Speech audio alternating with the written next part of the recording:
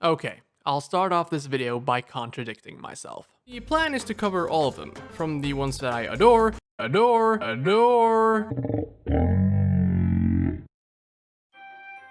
After having replayed Ratchet and Clank 2, I feel that this is no longer the case.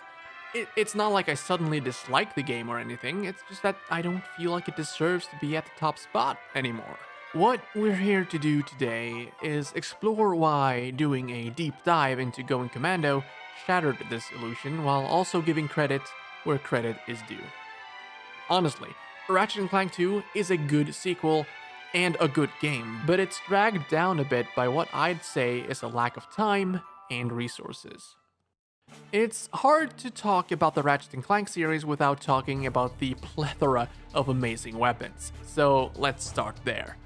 The weapons in the first Ratchet and Clank shared the center stage with the characters and the gameplay, and in a lot of cases they were intertwined. It was in Rack 2 though that this started deviating into what we have today. From here on out, the weapons demand more of the focus. Don't get me wrong, the characters and gameplay are still present, but at this point, Insomniac started building the Rack games around being more shooter than platformer. Only a tiny bit in this case though, there's still plenty of platforming to be had. The main difference is that the weapons are more disconnected from the level design. If you look at Rack 1, the weapons in that game feel especially tailored to certain situations, and a lot of the weapons are made available before challenges that are made easier by having them. Like, the bomb glove is meant for mid-range combat with stronger foes, like the one in the first level, and the Pyrocider is meant to take out smaller foes in close to mid-range combat, like the bees on Novalis. The blaster is meant to be used in first-person mode for hard-to-reach foes and so on. There's also where the weapons are being made available to you, which are at points in the game where you'll have an easier time if you get them. The Taunter is a good example of that. It's the same to a certain extent in Rack 2, but here it's more that you need the upgrade in firepower than the upgrade in functionality. What I'm getting at here is that the weapons in Rack 1 have more practical applications, like how you need the Devastator or Visibomb gun to actually progress at Gambling base. In Rack 2, however, the focus seems to be leaning more towards making a fun weapon. Which is fine, honestly. I think that's the right way to go considering the limitations you put on the player if a weapon you can freely buy is required to progress in the game. Here, however, it seems like they're not quite there yet. It's honestly hard to explain my feelings on this. It feels like something is just not right. You start out with the Lancer and the Gravity Bomb. The former is basically this game's blaster. It has a high ammo count and rapid fire. It's used to take out all kinds of enemies from a comfortable distance. The latter is kind of like the bomb glove, except it has more power behind it and less ammo. You can use it to take out multiple enemies at once from a comfortable distance, and that's the thing. None of the weapons are supposed to be used in close combat unless you buy the Gadgetron weapons, which you're highly incentivized not to use. Again, I'm not saying this is a bad thing, it's just a change in direction. But, and that's a big but, as a result, the selection of weapons all feel kinda samey? But how can I say that? There are 19 different weapons, not counting the Gadgetron ones, you'll understand later, compared to the 15 in the original, and those didn't feel samey. Well, yeah, I can understand why someone would think that, so let's break down the weapons. The way I see it, a lot of the weapons are paired up with each other to serve about the same use. The Lancer acts very much like the Meteor Gun. They're both mid-distance firearms with a high fire rate. Both the Gravity Bomb and the Bouncer serve the same purpose of an area-wide blast that can damage multiple foes. The Seeker Gun and the Hover Bomb Gun are used to attack enemies hiding behind cover, thanks to their guiding properties. I realize that this might be a bit of a stretch, but both the Chopper and the Minotaur Glove are both autonomous weapons that are dispensed, which then goes on to do their own thing. The difference is that the Chopper is more of a long-distance weapon and the turrets are stationary. The Shield Charger and to a degree the Synthonoids are both dispensed and used as an offensive defense weapon, if that makes sense. There's also the Clank Sapper that could be included in there, but who even takes that weapon seriously anyways? The Blitz Gun and the Plasma Coil are both used to quickly take down small enemies. Again, I feel the need to highlight that the Plasma Coil has a wider range than the Blitz Gun, but their use is pretty much the same. The pulse rifle and the mini rocket tube are both used to take down powerful enemies from a distance, though this is also a bit of a stretch to be honest. Their use can be compared, but their application can be varied. Sure, you can use the pulse rifle in mid-range combat, but it's not very viable compared to the mini rocket tube. That leaves two uniquely unique weapons, the Sheepinator and the Spiderbot Glove. By the way, the reason I'm not including the Rhino or the Zodiac here is because those two are basically press the button to win weapons. Their application in the gameplay is pretty much universal, and as such, they have no strategies to them other than run and gun. The Sheepinator is an ammo-less weapon that turns enemies into sheep. It's kind of the joke weapon in Rack 2, like how the Morpho Ray was in the original. The Spiderbot Glove, however, actually has some practical uses to it. There are certain platinum bolts you can't get without using this one. Essentially, you throw out a tiny little robot spider, which you get to control within a 30-second time limit. The reason it's a weapon is because it can explode and deal damage to enemies. We'll get back to that later. So we know that most of the weapons can be paired up in terms of their intended use, but why does that matter? Well, that's because of the difficulty progression in the game. Essentially, your weapons get obsolete in the damage department as you progress through the game. This was a conscious decision by the developers to incentivize players to buy the new ones. So, on one hand, it does make sense why half of the weapons serve a comparable purpose to the other half, but also, why? Having to make half the weapons serve the same purpose as the other half must surely have put a limit on their creativity, and this is where I feel the developers failed with the weapons. Most of them just aren't fun enough to use. They aren't varied enough. So instead of refining the weapons and their mechanics to make the players buy the new ones, they instead chose to simply make the new ones stronger. Now, I'm not saying that's a bad thing. You need to give your players a sense of progression, like they're getting stronger, right? Making the new weapons more powerful is an easy way to do that. If they didn't already have the upgrade system.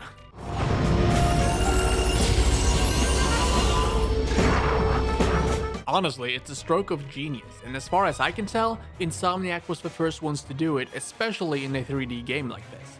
Increasing your health and having your weapons getting stronger by using them to kill enemies? What's not to like? Well, being the first implementation of such a system naturally brings with it a couple of problems that probably didn't look like that big of a deal at first, at least not on paper. First of all, it's got to be a nightmare trying to balance all of these weapons. And it was.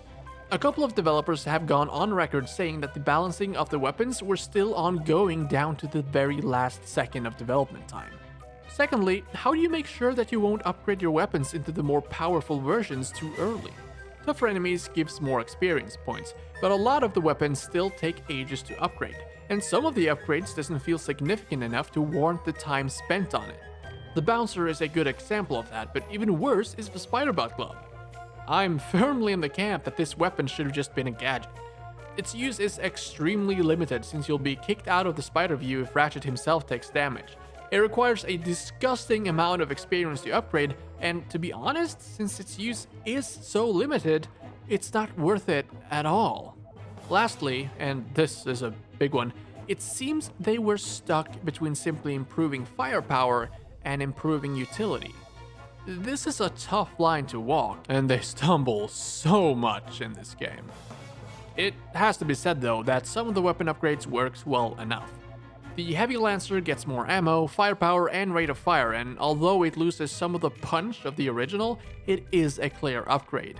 The Mini Nuke, the Multi-Star, the HK-22 gun, the Vaporizer, the Tesla Barrier, the Kilonoids, the Heavy Bouncer, the Plasma Storm, the Tetra Bomb gun, the Black Sheepinator, and even the Tankbot Glove all have good upgrades that either improves their utility or just their firepower. You might have noticed that I left out a few names. Like I said, this was their first attempt at integrating a relatively unique system. You can't get everything right, and I understand that. However, the rest of the weapons doesn't fare as well. Some land in the maybe this is nitpicky, but it still feels like a weird decision category, like the Minotaur Glove. which when upgraded to the Mega Turret Glove shoots rockets instead of bullets. The thing here is that it feels like the rockets move slower for some reason. The damage output isn't that high either, which means you'll have to put out 5 or 6 at once late game to deal any meaningful damage. But deploying them takes time, during which you have to dodge all the projectiles the enemies shoot at you, which is easier said than done when you also have to pay attention to the placements of the turrets since they have a limited range. A problem I have with these kinds of weapons too is that for the weapon you want to gain experience, it needs to deal the killing blow. That means it can get tricky to first deploy something like an already upgraded mini-turret and have it deal damage to weaken the enemies and then kill them with the right weapon. So usually I use each weapon by themselves. In the case of the mini-turret, the upgraded version actually makes it easier to time this since the rockets are fewer and move slower than the bullets. But just because they shoot something that explodes doesn't mean they automatically get better overall. Speaking of rockets, what the hell were they thinking with the Mega Rocket Cannon? The initial weapon, the mini rocket tube, is fine enough. It's basically the Devastator from the previous game. You aim at your target, shoot a rocket, and said rocket explodes in their face. Simple. When upgraded though, you can charge the weapon to shoot up to 4 rockets at once. That sounds great, doesn't it? What's the problem then? Well, when fully charged, it also uses up 4 pieces of ammo.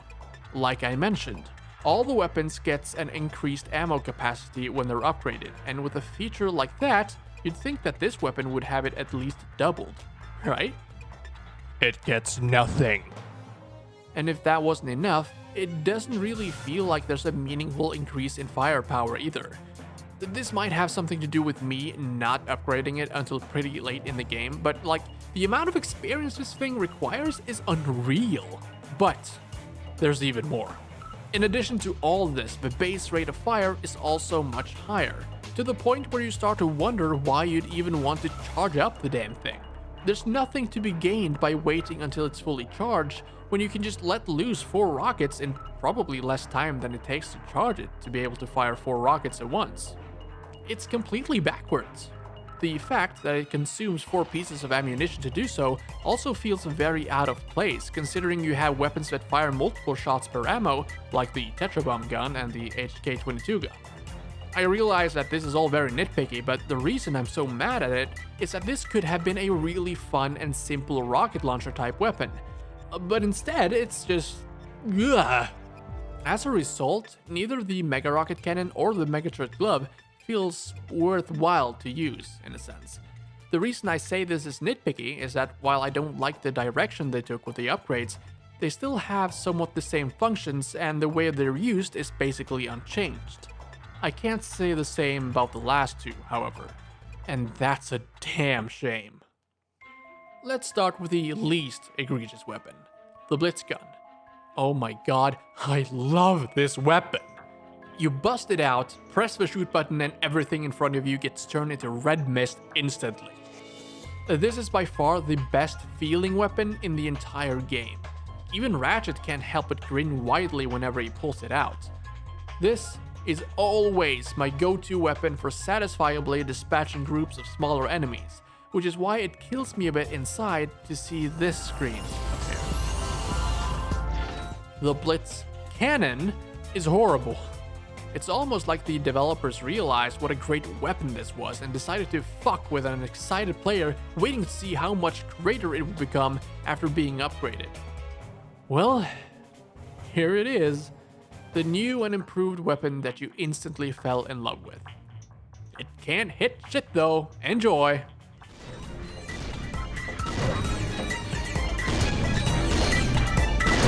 Like, they made the blast radius broader, but they fucking didn't add any additional contact points, and instead made them randomly generate into these swirly lines just to make it look cool. And now it can't hit anything unless you stand really close to the enemies, which kinda defeats the entire purpose of a wide-range shotgun type weapon, don't you think? Like, why? So, yeah. I was pretty sad about the Blitzgun upgrade. But this next one is just... goddamn hilarious. I mentioned that the Blitzgun, probably my favorite weapon, and this is my second favorite, the lava gun. Just look at it. A constant stream of lava that follows Ratchet's movement. Even when he flips, chef's kisses all around, dude. It reminds me of the Pyrocider from the previous game, only so much better. Using this weapon is a lot of fun, but it's a different kind of fun than anything else in the game. Surrounded by enemies? Just spin in a circle and burn them all to ash. Is there an enemy above you that you can't quite reach? Do a double jump and watch the lava stream make a vertical perfect circle around you. It's made available at the perfect level too, at the desert where there's a bunch of these small bugs flying everywhere, and these flying big beetles that are hard to lock onto with any other weapon. This is why the amount of experience you need and the resulting upgrade is such a big slap in the face. Oh, here it comes. Here it comes the upgrade. What's it gonna be? I was pretty mad about the Blitz Cannon, but there's no way they can ruin this too, right? It is baffling. It really is.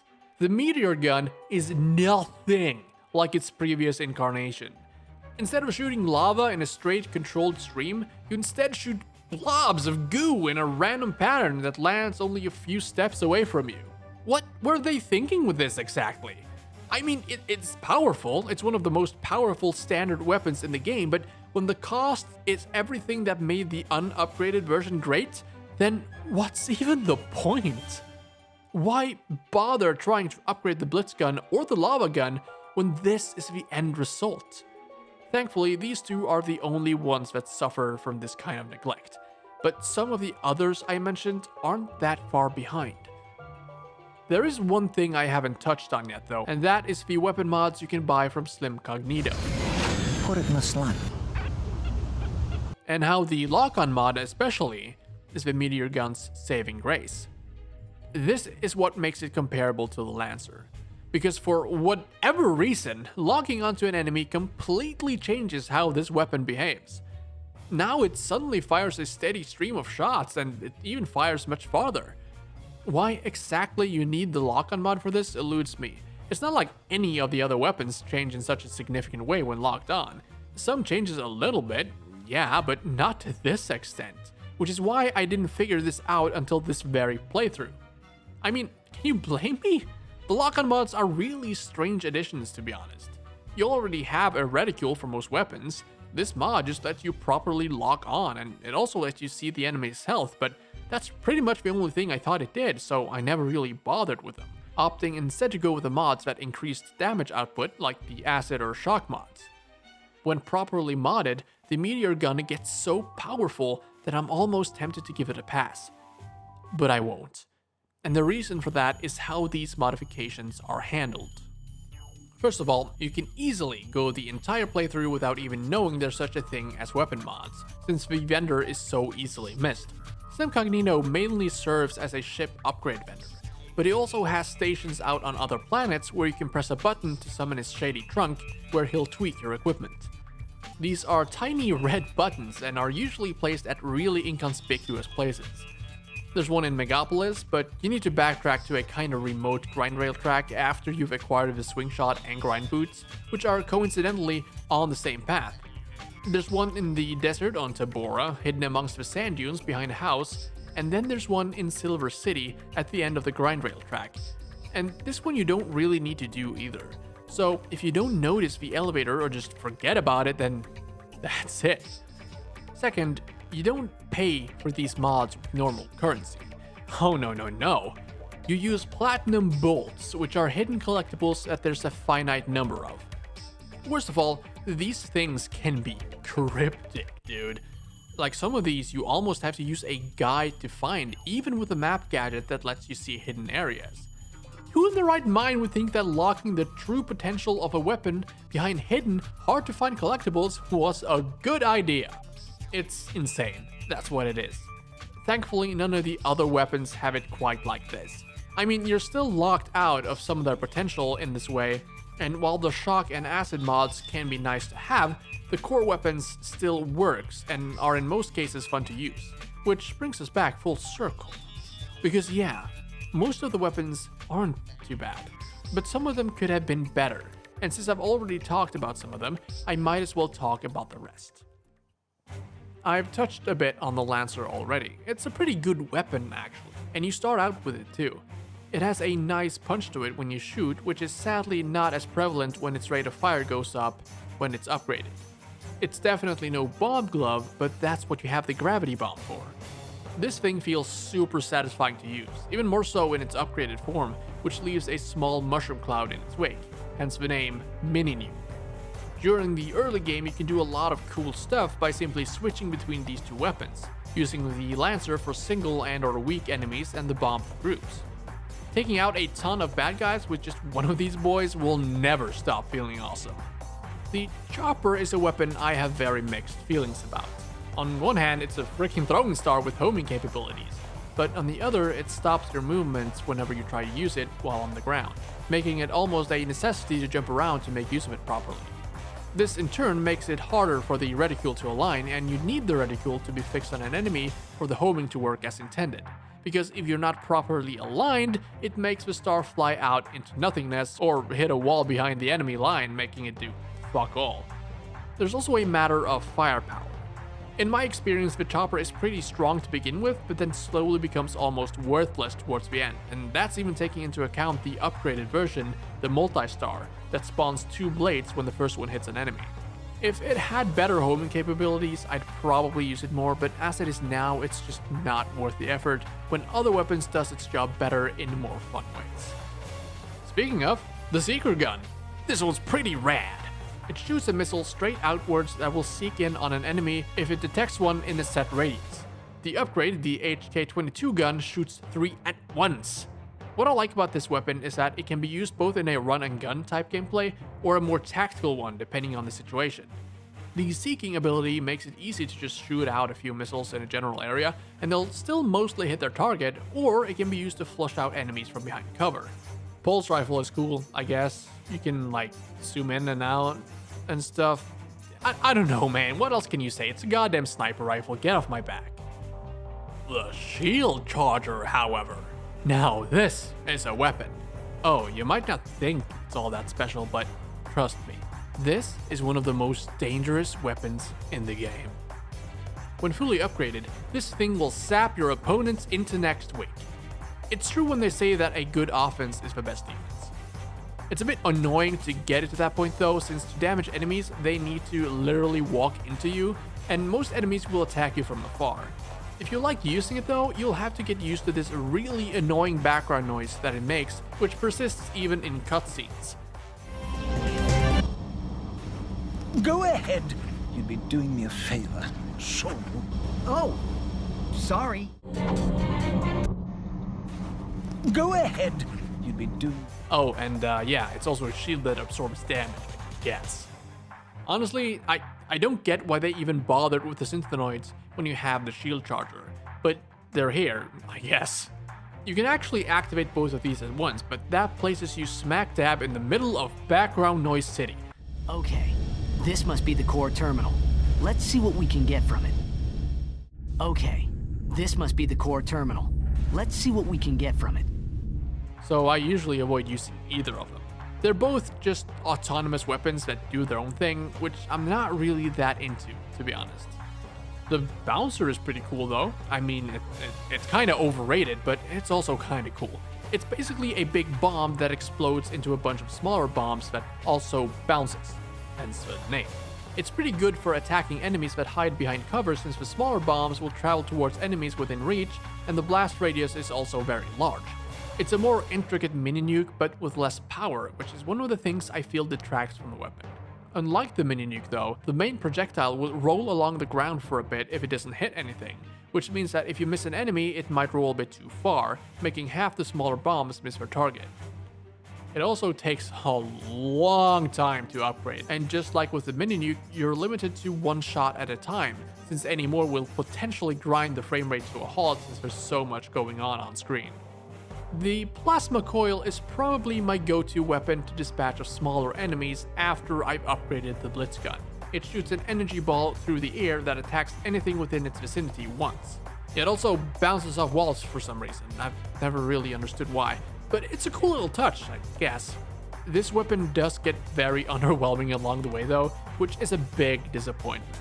At one point it stops killing even the smallest enemies in one hit, and it's at that point I stopped using it. The Sheepinator turns enemies into sheep. Yeah, okay, so this is the game's joke weapon, but it's not all bad. It's effective for small enemies since it only takes like a second to transform them, but it's just not worth it for the larger ones, and you don't get the satisfaction of blowing up groups of enemies like you do with a lot of the other weapons.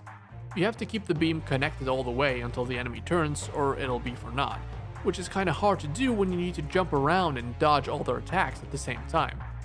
The upgrade will turn enemies into black sheep, which will track down nearby enemies and explode in their faces. So it can be cool to play around with, but that's about the use I make of it. At least it's fairly easy to upgrade. The Clank Zapper is, well, honestly, why is this thing even in the game? It fires streaks of electricity at enemies within reach, but both its power and rate of fire is seemingly random. And even at the very best, its shot barely outperformed the worst weapons. Like, why? And it's extremely expensive too, coming in at 1,000,000 bolts. Like, what? Honestly, you're much better off just buying the Rhino 2 or for 500k extra, the Zodiac. Both of these weapons can't be upgraded, but for good reasons. Apparently, words can't describe the destructive power of the Zodiac, but I think the description Total Screen Nuke works wonders. It has a few seconds of startup time, but as long as you don't die during the animation, every enemy around you will literally turn to ash. It's honestly a really cool weapon. I mean, it's a win button, basically, but they knew that and gave the enemies it defeats a unique death animation because of it. It doesn't work well on bosses though. The standout parts are that it only has an ammo capacity of 4 and that each piece costs a whopping 10,000 bolts. Or, you know, you can get them for free in the ammo crates. I really like the design for this weapon too. Most of the Megacorp weapons feel kinda alien looking to me, and while I don't think a lot of the other weapons look that great, I think that theme really fits the Zodiac. Speaking of weapons I really like the design of, the Rhino 2. So this is the only new Gadgetron weapon in the game. I really like the design of the Gadgetron weapons in the previous game, and the Rhino here still keeps some of that aesthetic. It has the muzzle of a Gatling gun attached to a bulky body with a small lens for aiming, and it looks incredibly badly balanced. Like, this thing must be front heavy as fuck. It shoots a bunch of rockets in rapid succession, and even though it has an ammo count of 100, it's pretty quickly depleted. The Rhino 2 isn't the only Gadgetron weapon though. You can buy, or if you have a Rack 1 save, get for free, a selection of weapons from the first game. The weapons available are the Bomb Glove, the Tesla Claw, the Walloper, the Visibomb Gun, and the Decoy Glove. Okay, so while it's nice having access to these gems, and while I'll always love the Bomb Glove to death, I never end up using these. Maybe I'll use the Decoy Glove against a few bosses for a good laugh, but that's about it. You see, half of the fun of using the weapons in this game is having them gain experience and get upgraded.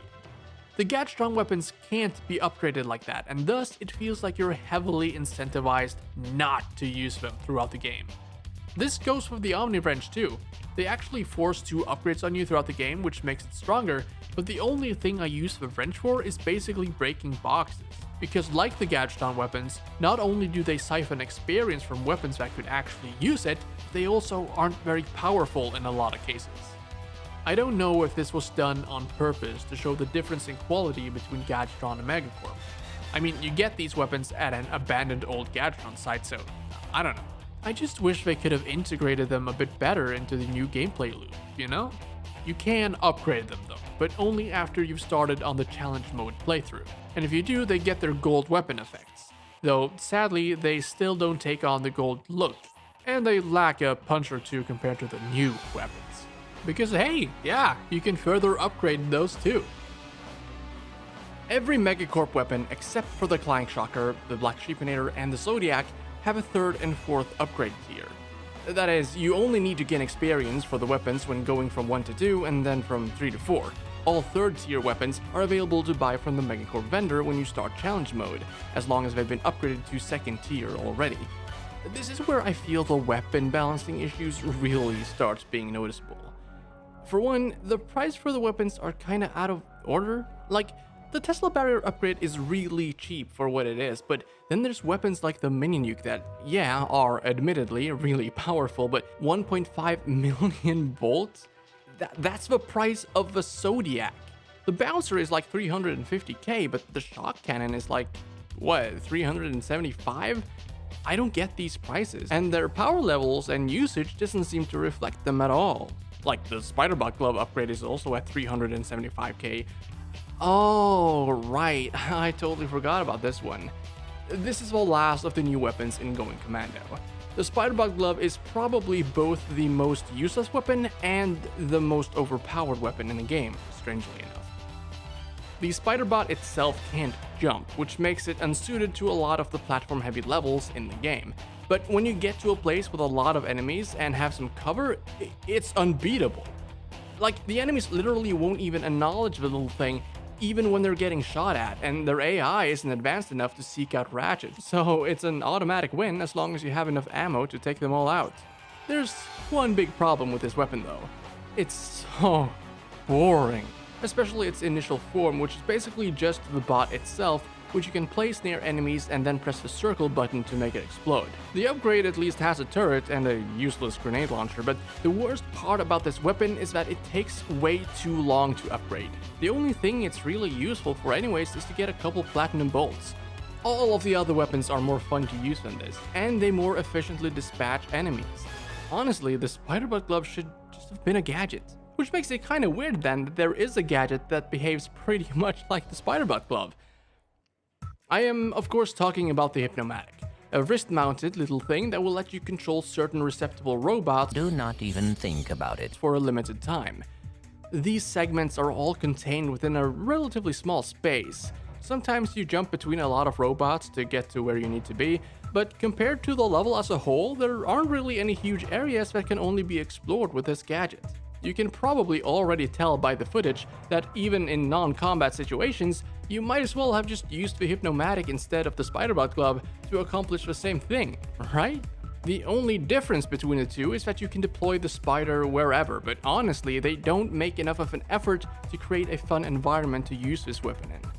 The one place it's actually useful for combat is in the testing facility on planet Dabo, where you can crawl through some ventilation shafts and blow up a couple of unsuspecting enemies, but that's about it. The rest of the time you just use it to collect platinum bolts. I think that they might have tried too hard to mix things up here. This might be because Rack 2 is a sequel and the core gameplay remains much the same. Don't get me wrong though, there are some small, maybe not even that noticeable, but very important changes being implemented here. Arguably the biggest change is that you can now strafe. Oh, but you could strafe in the original as well, is something a plebeian with 10 IQ and some change would say. Or, well, actually, someone with an IQ of 10 wouldn't be able to speak, much less form a coherent sentence. If you can call something that describes this as strafing a coherent sentence, that is. Yeah, it was unintuitive, not fun, and unlocked far too late in the game to be bothered with. In Rack 2, however, it's all available from the start, thanks to Ratchet's 2 weeks of breakneck physical training. However, it doesn't seem like the developers thought strafing would add very much to the gameplay, because it's not explicitly explained how you do it until the 11th level, which is over halfway into the game after about 6 hours of gameplay if you've done everything. Worse still, it's relegated to an optional tractor beam segment, which your attention won't be drawn to until the very end of the level. Granted, chances are most players would probably already have figured out the strafing mechanic by then, but this adds to the overarching feeling of the entire game being rushed out of the door, like I mentioned in the intro, and honestly, this feeling is further aided by the new gadgets. I am not a big fan of the gadgets in this game. I'm not talking about the returning gadgets like the swing shot, the clank packs, or the grind boots. Those are all as awesome as they were in the first game. It's the new ones I don't like very much. The first one you're introduced to is the Dynamo. It's so forgettable I even forgot its name. What can you say that hasn't been said about this one? It's basically just a fancy button. They tried making it interesting, I guess, by giving it a cool design, but like, all it does is activate platforms. You might as well have replaced it with a switch on the ground. Ooh, you have to activate the platforms as you jump across. Yeah, it's just not very exciting, is it? Look, I get the need of having a gadget to activate something, but apart from a few instances, it doesn't help alter the gameplay like with the swing shot or the grind boots. And even then, like I said, it's just a glorified button. The dynamo isn't super bad, it's just, superfluous? If you want an example of a bad gadget though, you need look no further than the Terminator. This one you use to freeze and thaw bodies of water, and that's pretty much it. It has a few cool applications like freezing two waterfalls to make wall jumping between them possible, or freezing water to make a seesaw stay in place, and it also has probably the coolest platinum bolt puzzle in the entire game, but most of the time it just comes down to freezing water in order to walk on it. The worst example of this is in the canal city of planet Nanotech, where you at one point need to freeze water that is moving up and down at exactly the right point where you can walk through a pipe and still reach the ledge on the other side. What makes this more infuriating than it needs to be is, well, for one, they're way too strict about how high the water level needs to be, but what I had in mind is that the Terminator shoots actual projectiles that won't heat or cool the water until it makes contact. Since Ratchet needs to be placed on the ledge of the pool and shoot down into it, it takes a while for the projectiles to reach the water, and since the water is moving constantly, timing your last shots to hit the second they need to can be annoyingly difficult. The annoying part is kind of a red thread with some of the gadgets in this game. Personally, I don't mind the tractor beam all that much, despite Mike Stout's insistence that it was a failure. I mean, both the puzzle segments that use this thing are horrible to play through, but you know, I find the thing kinda charming still. Like, it's a tractor beam which you use to move big objects, and probably the only gadget in the series that can be used to damage the final boss. Although, don't quote me on that. If they found better ways to incorporate the tractor beam, I think it could have been much more enjoyable to use. There are small hints of ingenuity here and there, like with the slingshot bases you use to catapult bombs or the inspector bots to where you need them to be, or even the parts where you construct stairs to reach a platform that's too high to jump to. It's great for secrets too, since you could make any object be able to be moved by placing that small inconspicuous mark on it, making the player actually have to pay attention to their surroundings. The small platform you need to reach the first platinum bolt on Siberius, for example, or the big tank you need to move a needle to gain access to the grind rail are some of my favorite secrets because of how they make you think and explore the level. Of course, sometimes progressing isn't as easy as just moving a big block out of the way. Pretty early in the game, you'll get the electrolyzer, an item, that's right, item, not gadget, that you can use to hack locked doors. This is done in the form of a really cool attention-heavy minigame that's really only controlled with a single button that you press to switch the position of these, things, so that the electrons or whatever can disintegrate them, I guess. There's something about these that I find really fun despite almost knowing them by heart at this point. I think there's something about having to keep track of the entire screen at once and the feeling of accomplishment when you nail that split-second button press to change the positions of the locks one after the other. I wish the same could be said about the other door unlocker thingamajig though. The infiltrator elicits pretty much the exact opposite feeling that the electrolyzer does. No matter how many times I've done these minigames, they never feel fun, and it feels like you stumble your way to victory each and every time. I don't know if there's meant to be a pattern to these, I'm pretty sure there isn't, so every single infiltrator puzzle ends up being a challenge of patience where your only option is trial and error. I guess the devs meant for that to be the case and to have these be memory puzzles or something since you're shown the path you took once you run out of time, but that's just not how it ends up working. The entire setup is cool and all, but this sphere thing here is so forgettable and boring. Why do they even have two items that unlocks doors anyway? I get wanting to incorporate breaks between the action, but why not iterate on the electrolyzer instead, or even better yet, make an item like the trespasser? That one worked pretty well throughout the entire game and wasn't too advanced, right? There's just something about cramming an extra necessary thing into a game that could have desperately needed that time spent polishing up something else, which leads me into talking about the charge boots. These are pretty great. Or at least they would be if the game was designed for them. Maybe this is just on me, but if you want to count my deaths and assign them to a cost, then falling off the world because of the charge boots would be at the top. Because of that, I just don't use these much, to be honest. I guess they were meant to speed up the traversal in the big open crystal collection planets. I have some problems with these things. One, you won't get these boots until you're right in the middle of the first and the second crystal levels. Two, you activate them by double tapping the crouch button, which, okay, that makes sense, but you can wait up to like 2 seconds to press the button for the last time, and it will still register and shoot Ratchet forward. So since you also need to press the crouch button to throw the wrench, you might accidentally press the crouch button again too soon if you want to immediately throw the wrench again after it comes back, which will most likely send Ratchet careening down a cliff.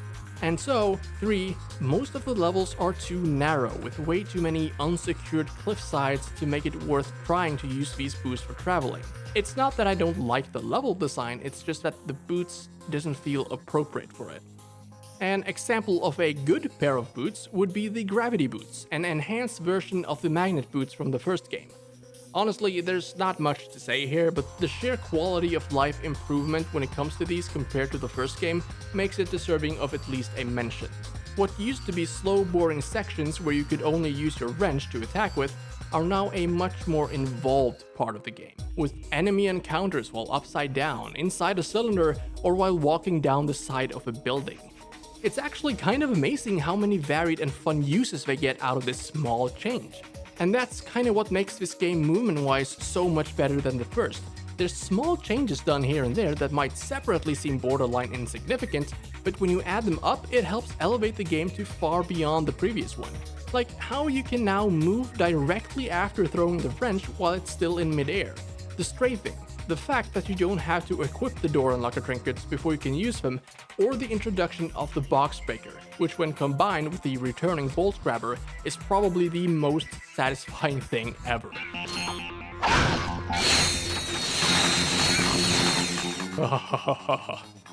There isn't only on-ground movement in this game though. New to the series is the glider and the levitator.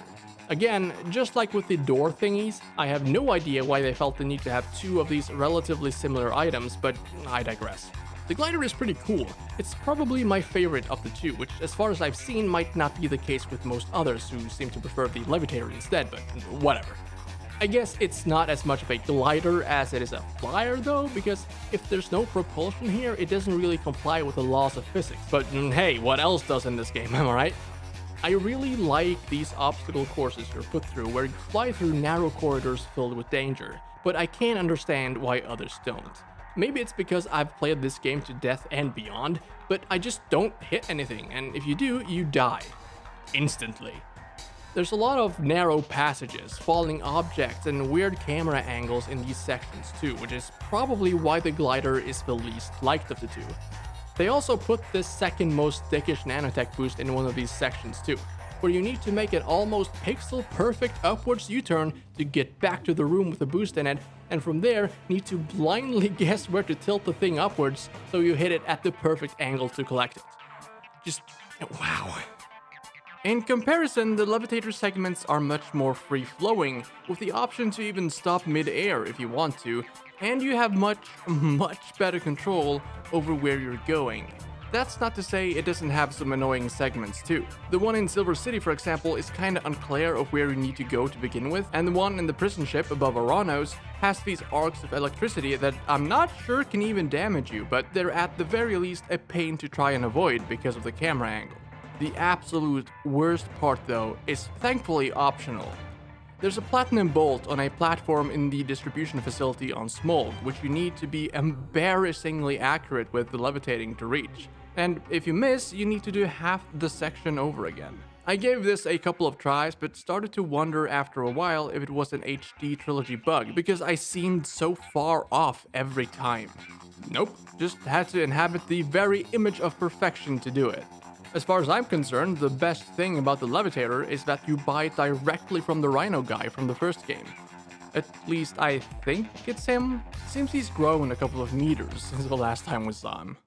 Buying the levitator gives you access to the Megacorp Games Gladiator Arena, one of the many side games, or Maxi Games as Insomniac calls them, in Ratchet and Clank 2. This is actually the second arena in the game. The first one is introduced relatively early on in Mactar Resort. Wow, these are fun. They're basically just enemy gauntlets, but they spice it up with challenges and boss battles here and there, and if you do find them tiresome, there aren't more than 3 required challenges you need to complete to progress in the game. Well, you'll probably be short on bolts if you don't, because it seems like the devs counted on people doing all the challenges, and even then, you'll probably go a while between being able to afford certain weapons and armor. But hey, that's the incentive they give you for completing these. You could always go grind bolts some other way, but that will take much longer than doing these challenges. And you also gain a lot of weapon experience by doing them, so it's a win-win, right? This is true for the other Maxi games as well, like the spaceship battles and the hoverbike races. You only need to complete one challenge to progress, but the bolt rewards for the others are hard to pass up. The spaceship battles, and especially the hoverbike races, can feel a bit monotonous, however. The ship sections consists of 3 combat encounters and 1 race, and there are like 3 different places with 4 missions each for this. You can break up the monotony by purchasing new weapons and paint jobs for the ship with the raritanium you find while shooting down the baddies, but really the only things you need are the laser cannon upgrade and the shield upgrades, and you're good to go. I do really like the mines though, they feel so good to use. There aren't a lot of chances to break up the monotony in the hoverbike races, however.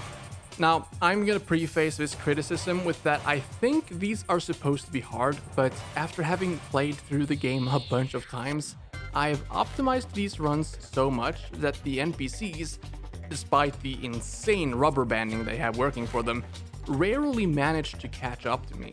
And as such, even the challenges where the other racers can attack you flies by in a breeze, since there's no one within reach. Actually, that's not quite true, since near the end of the second lap, I usually end up overtaking last place and they'll start attacking me. But avoiding their attacks is as simple as wiggling back and forth to offset their aim, so it's no big deal. As a result, all of these challenges end up feeling relatively samey. They gradually unlock more and more of the map, which is basically just shortcuts that you need to take to get first place. Well, most of the time. I've never used the second shortcut in the Joba Games race, and I always end up winning that one anyways. Those are the Maxi Games that you actually get bolts for. But there's a 4th and 5th one that I'm not very fond of, and both involve Clank as the main character. I am, of course, talking about the giant Clank segments and the normal Clank segments. Thankfully, there are only 2 each of these, and that's by far enough. Like, please, stop already. You might assume that it's the Clank, normal-sized Clank sections I dislike the most, but that's far from the truth. I don't really mind these that much, to be honest. They still suffer from the one-button problem from the first game, where everything that needs doing is being done by pressing a button to initiate the task. Kinda like the Sapinator. To their credit though, they at least try to mix it up a bit this time around with the inclusion of some special microbots. There's the Bridgebot, who builds bridges, there's the Hammerbot, who hammers stuff, and then there's the Lifterbot, who only appears once in the entire game for some reason. Even with the inclusion of these, the gameplay is almost non-existent. The Clank sections feel too streamlined, and there's little to no attempt at using the special bots for puzzles or anything other than tools for progression. There are some cool moments here and there, but nothing that makes these sequences and new microbots a necessity.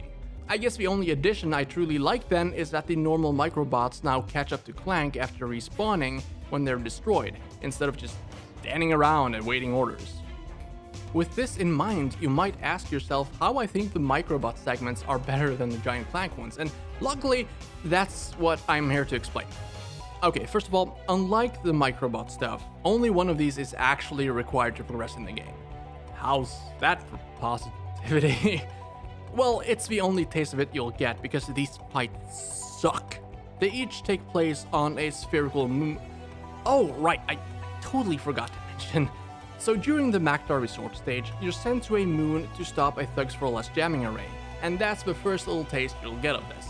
And also the only taste you'll get of it, at least when playing as Ratchet. I don't mind them, they're a cool concept visually, but nothing more. It's not like we're talking Super Mario Galaxy type gravitational effects or anything. It's just normal Ratchet and Clank gameplay with a slightly skewed camera angle and a really cool map. Anyways, both of the giant Clank fights takes place on a spherical world like that, but that's pretty much the only interesting thing about them. In the first one, you're squaring off against the Thugs for Less leader for admission into the Megacorp games. This guy just keeps running away, which, yeah, is a viable strategy when you can spawn an unlimited number of choppers to damage the enemy, but it doesn't really make for a very fun game, now does it?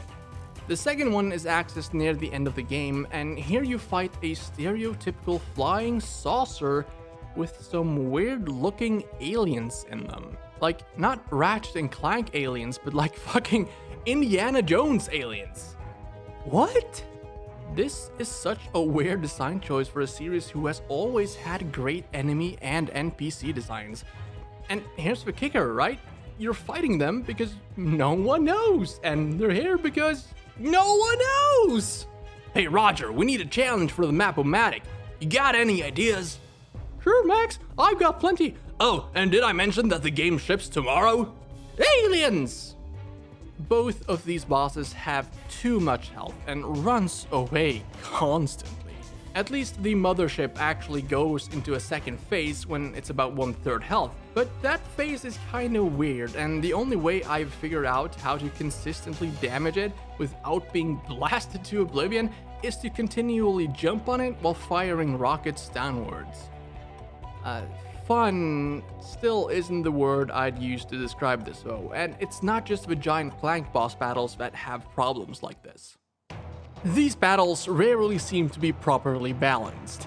I'd say the first boss which you encounter on Planet Oozle is pretty well executed. It has a good amount of HP, but it might be a bit hard to avoid some of the attacks depending on your positioning. It also seems like they really wanted to learn you about the strafing here, but again, how you do this isn't explained until much later. The second boss, the Thugs for Less leader in his helicopter, is pretty good as well. This one has some fun attack patterns and destroys some of the arena while you fight, and although it can be a bit hard to take down, it's pretty fun. Both of the arenas have some unique bosses as well. Chainblade is cool and provides a lot of jump and timing challenges, but the B2 Brawler is kind of broken. For some reason, I can never avoid getting hit either by his purple shots, or especially when he drops to the ground and starts rotating his legs while moving around the arena. Like, are you not supposed to be able to avoid this? Jumping rarely works unless you have godlike perfect timing. Running works for a little while until it eventually catches up, and once it does, you're just thrown all over the place. If Chainblade tests your jumping skill, then I'm unsure of what the B2 Brawler is supposed to test. That's kind of the thing about the bosses here. Some of them feel like they're designed to test the player, like how the Oozle boss tests your strafing skills, with the Thugs for Less boss being a somewhat more advanced version of that. Chainblade tests your jumping and timing, but is the B2 Brawler really supposed to be a step up from Chainblade? It doesn't feel like it. Actually, it doesn't feel like it's testing you at anything at all but how strong your weapons are. And that's how it feels going forward too. Up until this point, it feels like the bosses are very well balanced when it comes to the amount of damage they can take. The Masked Thief, however, despite how interesting the fight might be, goes down way too fast. It's almost surreal how quick you can take her down by just placing a few turrets and wildly shooting her with your strongest weapon. As the fight progresses, the thief is supposed to summon in a bunch of baddies for aid. She even has like 4 different attacks that she can use, but you'll most likely never see them if you have the Seeker gun. It's almost as if the developers didn't expect you to have anything but the Lancer at this point. It's ridiculous. This is so disappointing too, because this fight tests what is very much a culmination of everything you've been doing so far in the game. Jumping, enemy management, and reaction time are all aspects of this fight you'll need to consider. But then that is thrown right out of the window when you instantly cheese it and end the entire boss battle in like 20 seconds. Then there's the other side of the scale, where the boss has so much HP and so little variation that you sit there, half asleep, just kinda grinding through the thing. The giant Thugs for Less mech on planet Snivelac is what I like to call a replay stopper. It's fine when it catches you off guard. It might even seem a bit cool with how big it is, but that impression wears off the second you jump into one of the turrets, and start trying to shoot the thing. Not only do the shots travel super slow, but the robot needs to get into a separate position for every turret, which, if he's right next to you when you jump in, means you'll have to wait until he's positioned himself properly before you have a chance at hitting him reliably. You can try to lead the shots, but he travels too fast and unpredictably to make a dent this way, and somehow so slow that you're already bored by the time he arrives at his destination. Then, when he finally gets into position, the only thing this boss does is send flying bombs at you, which you need to alternate from left to right to shoot down. The problem here is that this removes the focus from the boss himself, who already has an ungodly amount of HP, by the way. And this is the only attack he has, until you've damaged him enough to make him try to destroy the turret you're on, which prompts you to go find the next one, and repeating the exact same thing. Listen, I can excuse a massive health bar, but only if the boss is actually interesting to fight. This one is certainly not, and would you believe it, it was actually supposed to have even more hit points. Also, since the turrets are so bad, in challenge mode, since it's only by then I usually have enough ammunition to do this, I just use my normal weapons to deal damage to the boss, and it, like, no joke, works 10 times better. It's pretty easy to die against this guy too. The bombs he sends out pack a mean punch, and the turret can be really hard to deal with sometimes, being somehow too rigid and too loose to maneuver comfortably. Then when, or if, you die, you'll need to do everything all over again. Straight back to full HP. Well, that's not entirely true. There's a bunch of systems in place behind the scenes in this game, and one of them gives bosses a tiny bit less HP every time you die against them. Somehow, I doubt it's noticeable here though. This is actually something I wasn't aware of, but it is hard to notice. I tried looking for this stuff, that is the game adding an extra health replenisher somewhere if you're having a hard time, or the previously mentioned cut in boss HP, but I honestly didn't notice anything.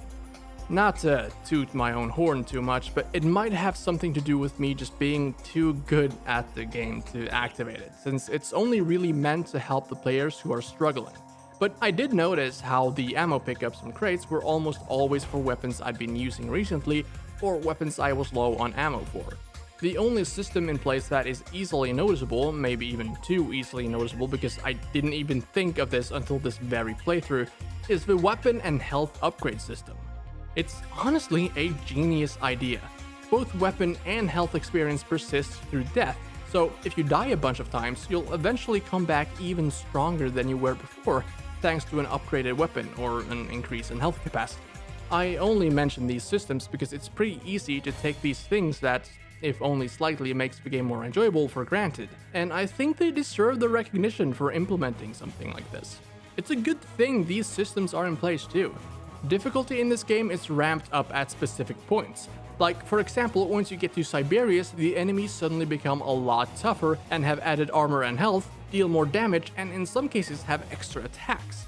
Thinking back on it, it's almost like these background systems were set in place to ease players into the sudden difficulty spikes, instead of having the game gradually get harder, but that's merely conjecture for my part. It would make a little bit of sense though, considering all the other shortcuts that were taken throughout the development. I mean, designing these systems must have taken an incredible amount of work, but at the same time, it's also something that could have been worked on alongside the design and coding process of the levels. I don't know, that's just the feeling this game exudes sometimes. To counter that point though, you're very quickly introduced to armor vendors with new protective gear available soon after or before most of these difficulty spikes. So it's not like you're gonna be completely reliant on the background systems to get through the game if you find it too hard. Because this is a hard game after all. It's just a shame that the armors cost so much that you will have to choose between better defense or better offense, since if you buy the new weapons, you probably won't be able to afford the new armor, and vice versa. This would normally come down to your playstyle, of course, but I don't think the game is balanced well enough for that. If you focus on tactical gameplay, you'll probably be fine as long as you buy the tactical weapons. But if you like to play with a run and gun mentality, odds are that in the scenario where you buy the new and stronger weapons, you'll be almost one-shotted by certain enemies, and if you buy the armor, you'll end up being hit a bunch of times and having your health depleted that way, because your weapons aren't strong enough to dispatch of the enemies fast enough. At least, that's how I remember it being when I played through the game for the first time.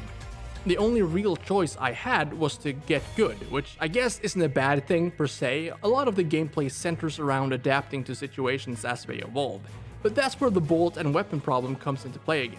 It's very hard to adapt to a situation if you don't have good enough tools for handling it. If you buy armor, you'll be lacking bolts for the newer and stronger weapons that might give you more of an edge, so you're essentially stuck doing all the arena challenges and stuff like that almost no matter what. However, weapons and armor aren't the only things you'll be spending money on either. Throughout the entire game, you'll have to expend bolts for information or certain gadgets that you need to get to the next level and progress in the story.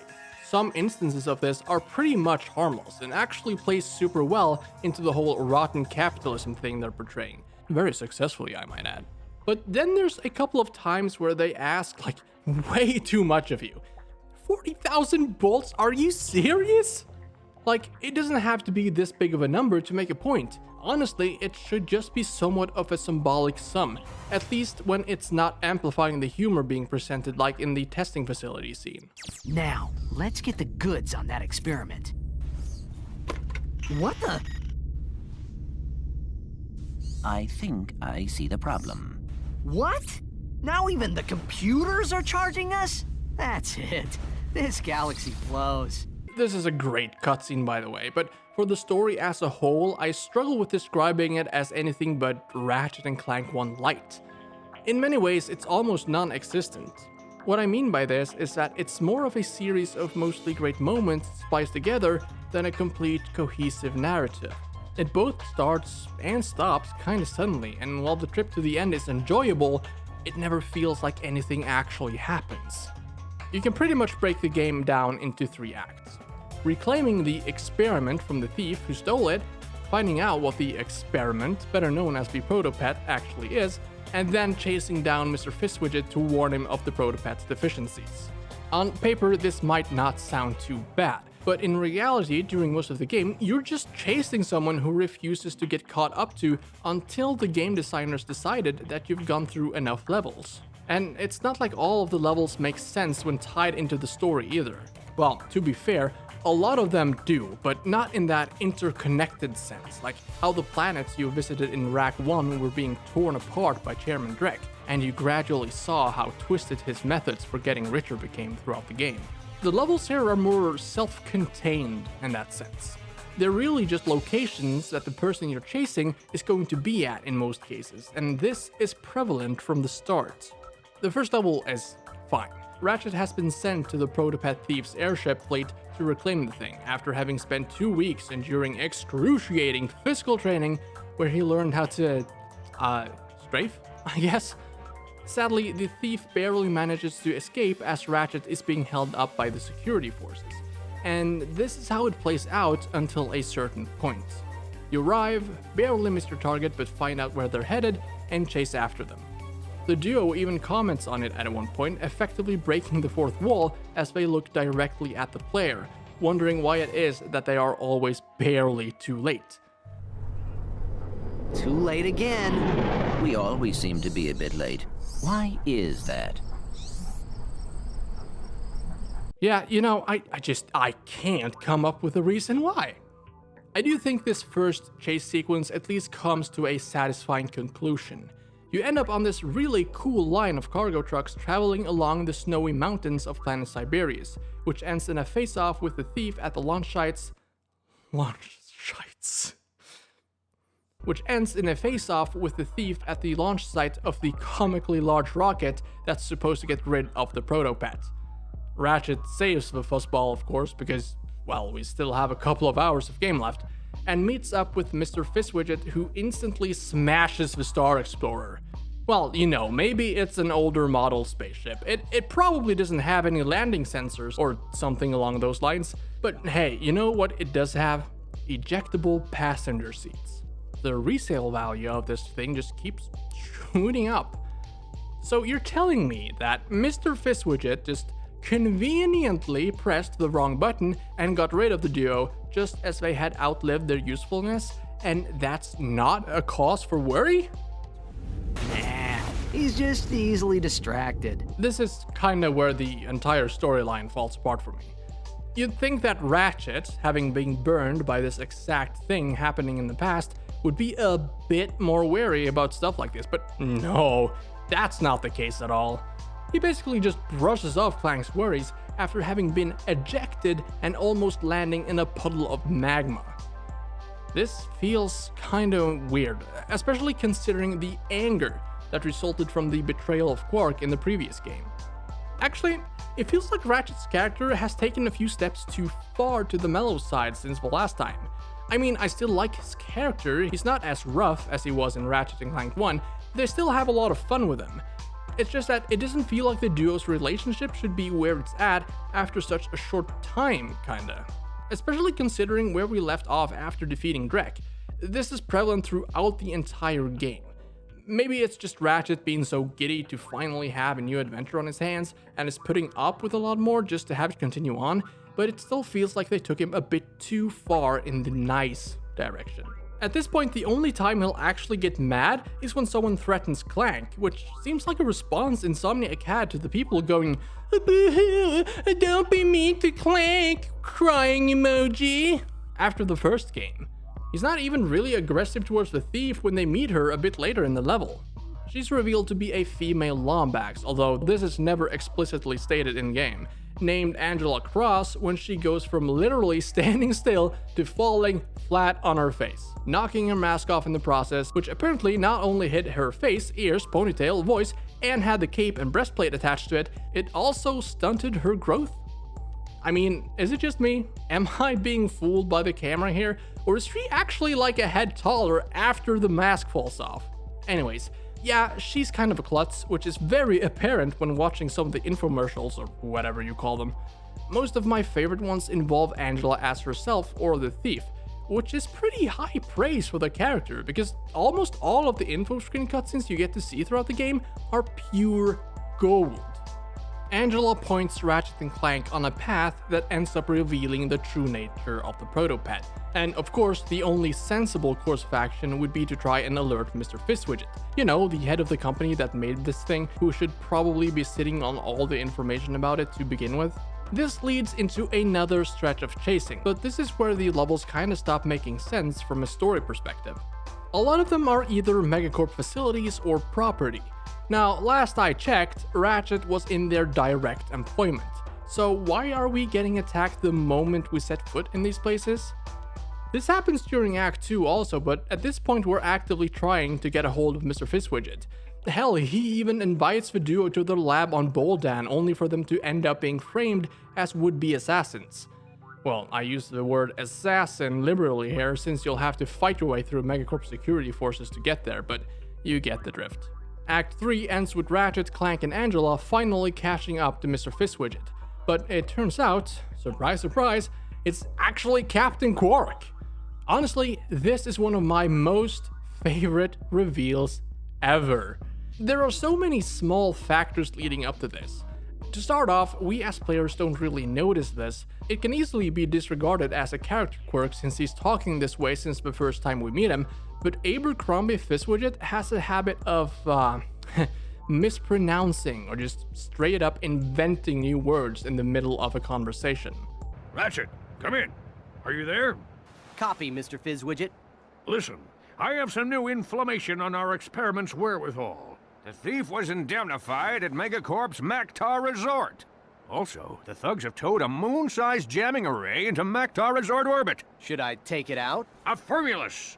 It's disconfabulating our annual Galactic Gladiators broadcast. It makes so much sense when it's revealed that it's actually Quark in a costume, because you realize that he's misinterpreting or making up advanced words in an effort to sound smart, like, you know, the CEO of a galaxy-wide company like Megacorp would be. Then there's the fantastic Behind the Hero cutscenes that serves as a way to remind the players of Quark's existence, so that the reveal isn't completely out of left field for people new to the series, and a nice little reminder for the returning fan. There's also that small nod when Fizzwidget reveals that the password to gain entrance to the Deep Space Disposal Center is Quirktastic, which it isn't, by the way. Like, is this guy a certified genius or a bumbling moron? I mean, he can't be a complete idiot either to have actually executed this operation, right? Maybe it's just pure luck, but he did successfully create a persona that masked his true intentions under the guise of being easily distracted, while also holding on to the Mr. Fizzwidget part closely enough as not to raise too much suspicion.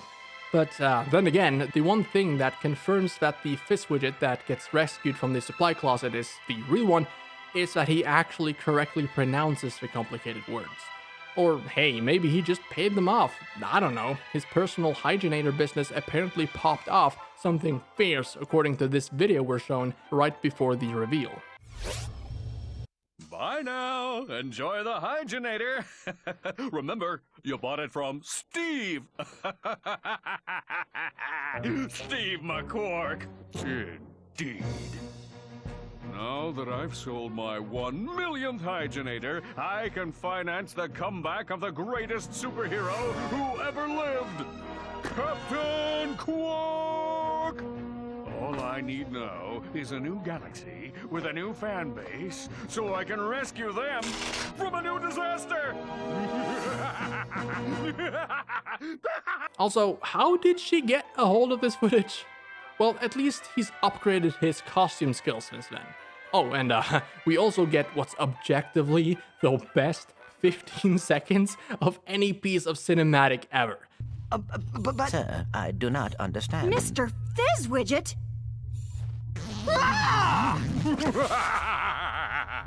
This is bad. All right, just what the is going on? Try to prove me wrong. I'll be waiting. So, yeah, the immediate lead up to the ending is extremely good, which is why it's kind of disappointing that the ending itself isn't. It just kind of ends. I honestly didn't remember this being the ending when I got here, and now I understand why. I guess it's also a mix of the final boss being kind of a pushover, but the last cutscene doesn't provide much of a conclusion either. Well, maybe except for Clank, who goes on to do some fancy robot Kama Sutra, I guess. Then there's Angela. Are we really expected to like her after this? Like, she never shows up again, and that's probably because of how they butchered her character here.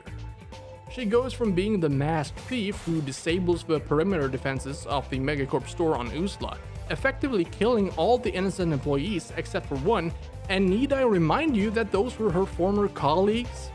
Angela used to work for Megacorp.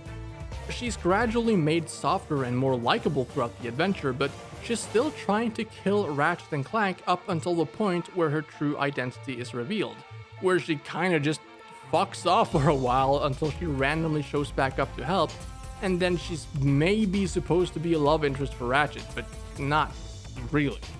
The only slight indication we get of that is the very last cutscene, where he's kinda jittery when trying to start a conversation with her, while Clank over here is watching his robot girlfriend solve pie on his dick. Speaking of, if you thought Quark was getting off easy, well, maybe he is. Getting off, that is. This last part is really weird to me for a number of reasons, but the biggest one is how well done every single other cutscene is. Like, I think this game has some of the strongest cutscenes in the entire series. They're funny, they're cinematic, and they're straight to the point without any dead air present. Which is why it's such a shame that the plot as a whole doesn't measure up to the quality of the cutscenes that it's made up of. And it's not just the cutscenes themselves that are great. The game is littered with a bunch of what I'd call small little cool stuff that's just there for no apparent reason other than making people go, hey, that's kinda cool. The first thing I'd like to highlight is present already before we get into the actual game. Very much like the first game, the title screen seems to show what our heroes are up to moments before the story takes place. There's also a couple of Easter eggs in here where if you wait long enough, Ratchet gets tired of his own game and switches over to Jak and Daxter, and even Sly Cooper. It's actually kind of funny how this can be seen as a precursor to what they did in Rift Apart, where they summon certain things into the world of Ratchet and Clank of those same companies that made Jak and Daxter and Sly Cooper. Speaking of Jak and Daxter, you can see posters or images of the pair as they appear in Jak 2 in multiple places throughout the game.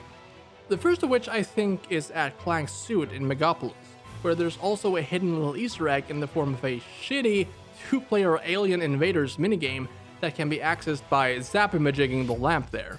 The posters and the gameplay clips aren't all the Jak and Daxter related Easter eggs though.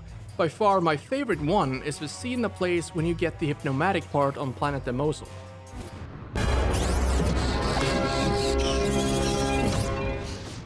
Sorry. This is like immediately after a tough grind rail segment, and it kinda hits you right in the face with the reference, because it's definitely not something you'll be expecting. Just like how despite the Terminator being pretty much useless, you can use it to freeze a lot of the pawns you find throughout the game. There's no reason to do so except for that one time you get a platinum bolt out of it, but it's kinda cool nonetheless. And of course, you can't forget the ultimate Easter egg, the Insomniac Museum. This is actually one of the best parts about Ratchet and Clank 2 for me. It not only includes cut content, but also small voice snippets from the devs explaining them and why they were cut. There's a bunch of technical stuff in here too, ranging from a look at what the rigs for the enemy models look like to the ability to play around with and make your own effects by changing certain values, having the particles change color, texture, and velocity in real time. Honestly, the team at Insomniac are very good at including small stuff like this that gives the game charm, and that's noticeable throughout the levels, but it feels like they're not very coherent. Basically, it seems like they had one designer working on one level. That might not be entirely true, but that's how it comes off when you hear the junior devs talk about the process. I'm sure there were more, but at the very least, it seems they were each given a couple of levels to be in charge of. That's well and good. You can't have the lead designer being in total charge of every single level, but there's no coherent design philosophy here. No red thread or some set rules to adhere to when it comes to enemy placements or behavior. It's just the designers themselves deciding what they think is good or not on a case-by-case basis. At least that's how it seems. For example, on some levels the enemies will have an idle animation playing rock, paper, scissors, or just talking or making poses in shop windows to look like mannequins. Hell, some of these fuckers even run for cover if you attack them from a ledge like on Planet Barlow, while in other levels they'll just stand around until they're being shot at. I'm not saying the levels are bad because of it, it's just they feel a bit disconnected at times. That's not even the worst thing about all the different locales. I mean, okay, most of the stages are actually really good. Megapolis, for example, is this game's metropolis. Its slick and clean aesthetic is very highly contrasted to the kind of gritty feel of Metropolis from the first game. It's like they're using these levels to directly compare Megacorp and Gadgetron in a way. And I guess that feeling is furthered by the abandoned Gadgetron facility on Planet Barlow that's falling apart.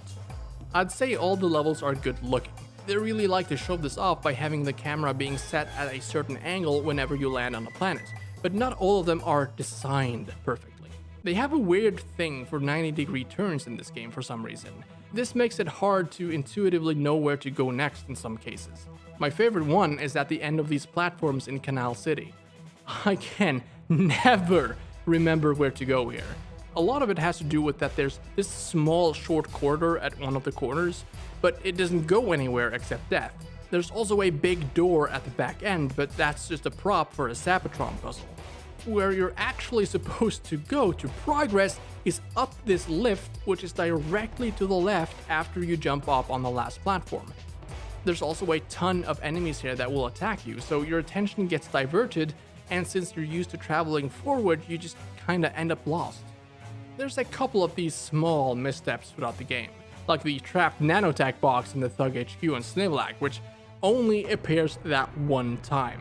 What a jackass move that is. This is one of the hardest levels in the game.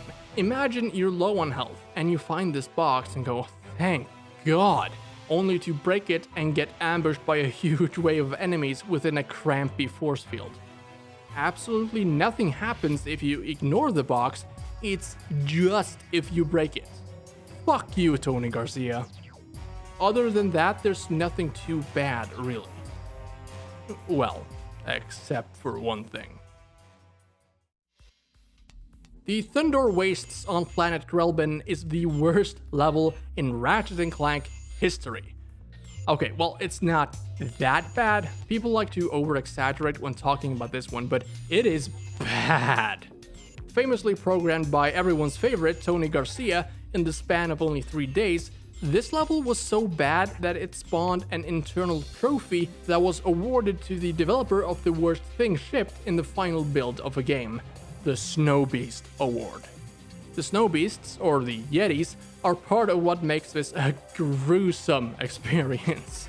This is a crystal collecting side quest like the one in Tabora, only prettier, colder, and with near endlessly spawning enemies who gives a ridiculous low amount of experience points, and bolts, are complete bullet sponges and have the fastest attack animation in the entire game, making them near unavoidable if they get close enough.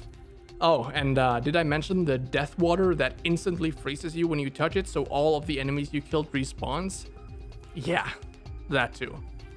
This is what I point to as the clearest proof that they were incredibly pressed for time when making this game. Hell, they even had to straight up just cut a boss that was to be fought using the not very often used Hypnomatic because of memory limitations instead of just reworking it. Even though this is a pretty big part of the game, they still didn't have time to polish it up, but make no mistake, this isn't the only instance of that.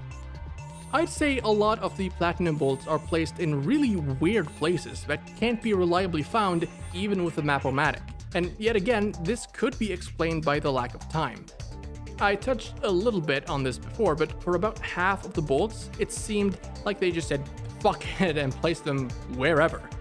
The one on the platform in the distribution facility comes to mind, but there's also one on Planet Barlow where you have to move along this ledge by having Ratchet hang from it and climb sideways for a really long time before you get to it.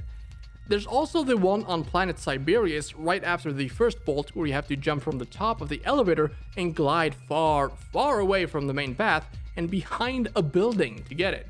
If there was a way to spot these normally, I wouldn't be so critical of them, but having them be this hidden and be necessary to buy weapon mods is just kinda unfair. There's another type of collectible too that suffers from bad placing, the Nanotech boosters. There aren't that many of these around. I've already mentioned one of them and how dickish of a placement that was, but there are two more I'd like to highlight. The first one is in the Joba hoverbike races and is hidden along the last secret route. Not too bad, but I'd rather focus on racing than collecting at this point, and I always totally forget that this path is even here anyways, but that's on me. The absolute worst collectible in the game is the Nanotech boost on Planet Bolton. At first I thought you had to revisit the level in order to get this one, since it usually wasn't there on my first visits, but was almost always there on my second or third ones. But no, that's not how it works at all. Get this, it only appears when you enter the level and the hour is an odd number. Fucking genius. There's something about whatever comes third in line. Like, the gameplay is great, the weapons are, well, they're pretty good, but they were trying something new here, so I'll give them some slack. The graphics are okay for a PS2 game, it mostly survives on its art style these days, and I'd say it's pretty good, but everything else, the small stuff like the Platinum Bolt, the Nanotech boosts, and here's the next subject, the skill points, all feel kinda half-assed. Like, they didn't matter as much as the rest, you know?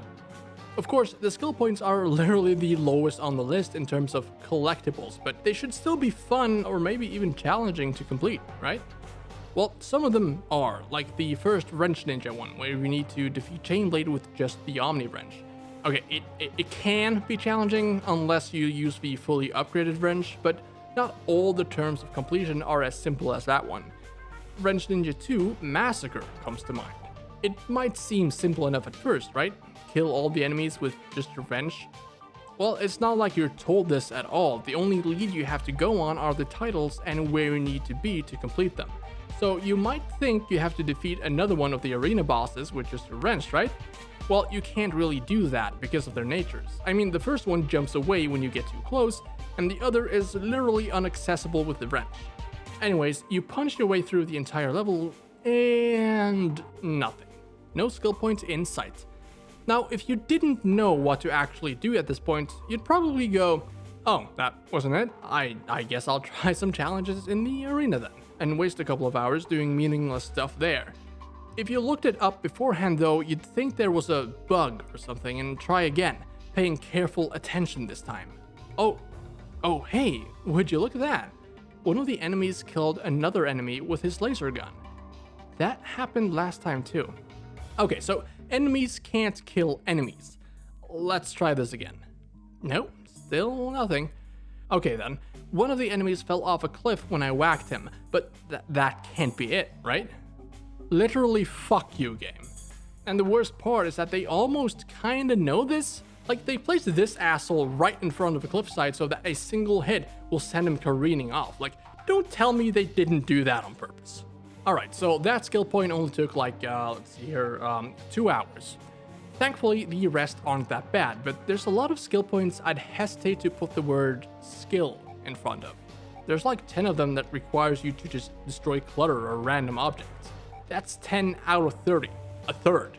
I do have to be honest here though, I really like 3 of them. The first, Planet Buster, is on planet Nanotech. You need to destroy this giant planet statue beginning with all the stuff that's orbiting it. I like it because it provides a unique effect with the planet frozen in a state where it looks like it's about to explode. I think this and the next one are the only skill points where you need to destroy objects that does anything like this.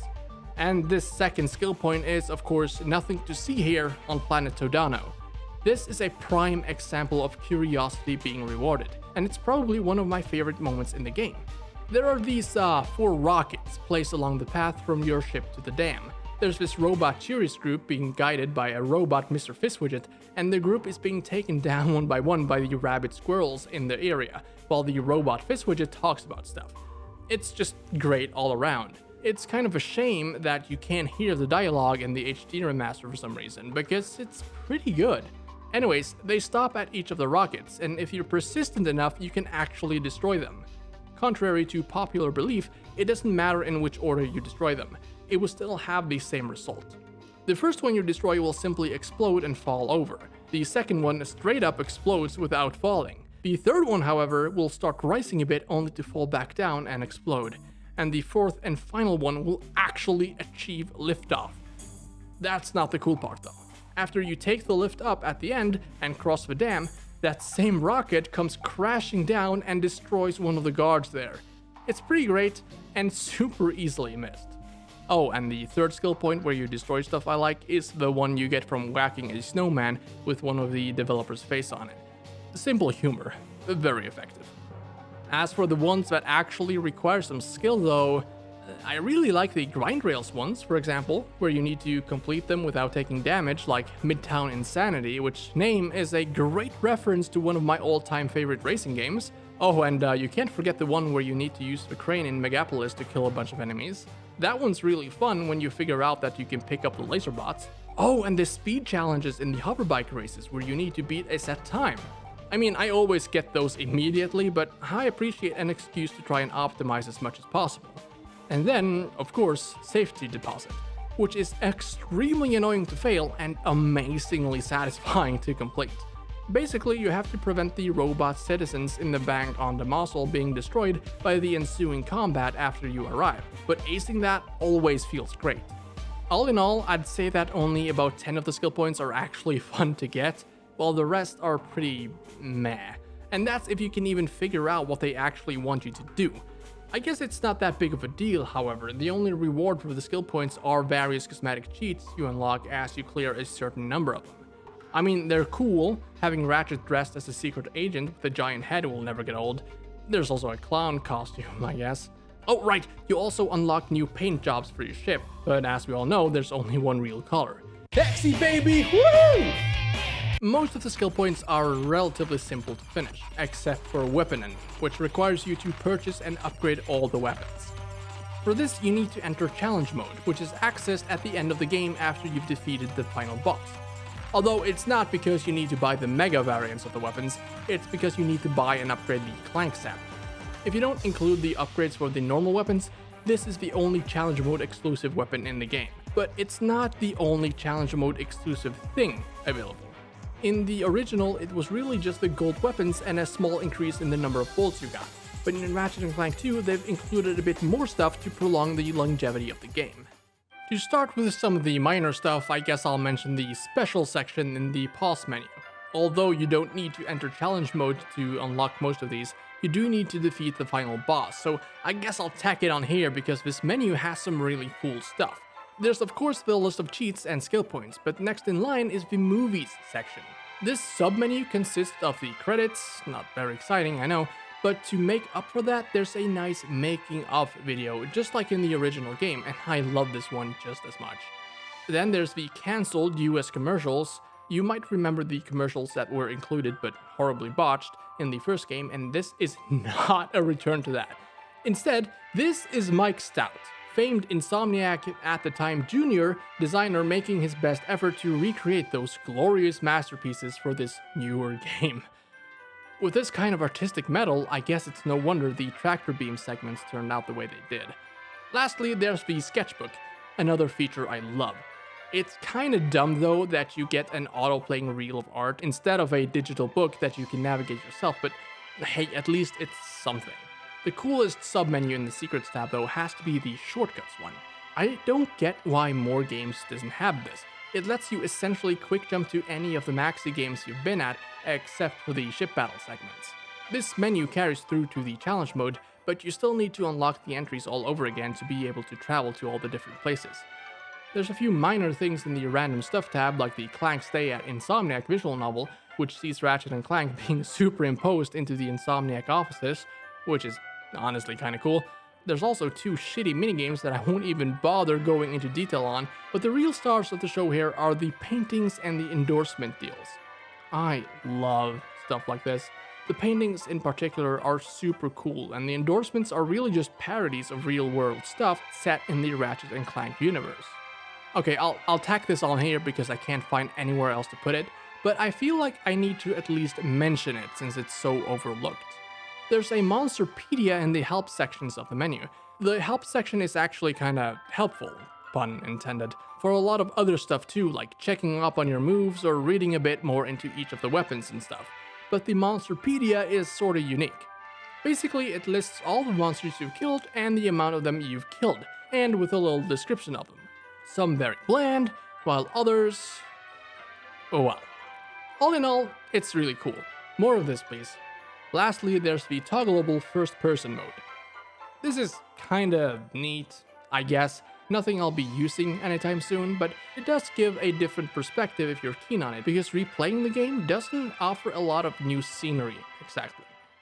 What it does offer though is an increased challenge, since the enemies now both deal and can take much more punishment, which means you'll have no other choice than to upgrade your weapons again. There are also some new additions to the gameplay. There's the bolt multiplier that's based on how many enemies you defeat without taking a hit. No, not avoiding damage, avoiding getting hit. The Tesla barrier does nothing for this, sadly. Also, in addition to the rewards being increased by a lot, there's a couple of new challenges present at the 2 arenas. For the Galactic Gladiators one, there's a challenge where you have to avoid the attacks of Chainblade for 2 minutes, and one where you're limited to only use your wrench, and you also can't get hit while fighting a bunch of enemies. Avoiding Chainblade can pretty much be done whenever, and honestly I kinda do like it, but the wrench one has some balancing issues. It's just not worth attempting it when you first get there, because of how little damage your wrench deals when it's not upgraded. For some reason, while you get to keep all your weapons and even some items and gadgets when you enter challenge mode, the wrench upgrades are gone, and if you wait until you get the first or last upgrade to make this challenge easier, the bolt rewards just aren't worth it anymore. Balancing issues like this is littered everywhere in challenge mode too. The Megacorp Games in Joba lies on the opposite spectrum. This arena also has 2 added challenges, but both of these are kinda easy. In the first one you have to kill Megapede while also not taking a hit.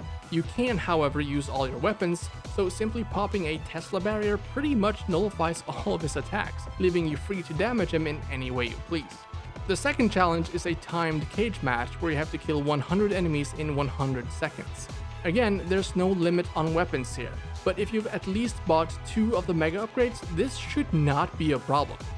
Okay, maybe if you bought the multi-star. This thing sucks even more in challenge mode, and I did not think that was possible. Make no mistake though, Ratchet and Clank 2 Going Commando Electric Boogaloo is a great game. Despite its shortcomings, it's an extremely fun time. It's probably one of the best sequels out there in terms of gameplay and how it builds upon its predecessor.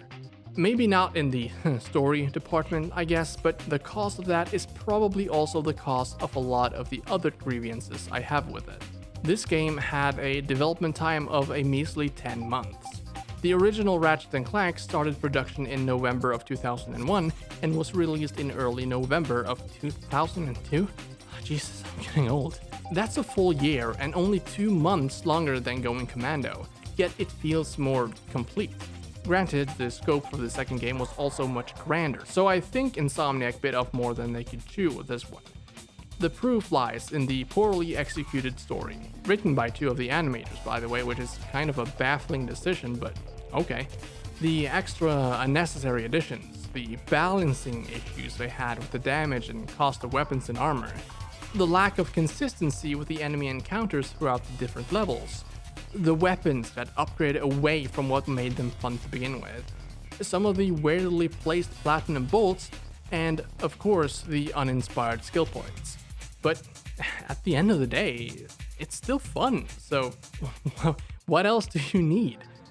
It's just that I find myself thinking, wondering what the game would have been like if only they gave themselves a little more time to iron out the kinks, to polish it up a bit more, to make the perfect sequel.